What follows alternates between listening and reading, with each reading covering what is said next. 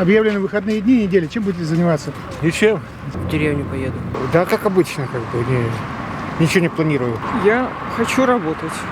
Ну, компьютер есть, доступ есть. Что-то будете делать, куда-то уезжать? Нет, будем с ребенком, с мужем дома отдыхать.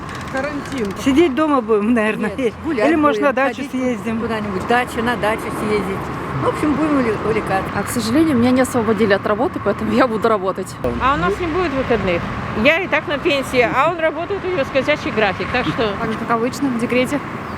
Сидеть, гулять. За город? Что еще делать? На Только дачу? за город. На дачу? Дача, у кого деревня, у кого есть еще какие хозяйства. Дома сидеть с ребенком.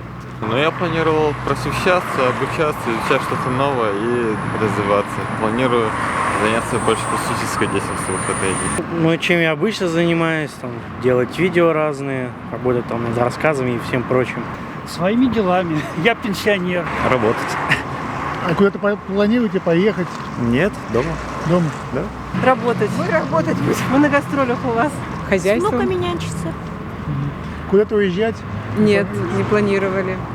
Ковид. Но никуда не поедем. это правильное решение, но только действительно надо, чтобы люди все это восприняли нормально и не ходили, и не гуляли по городу.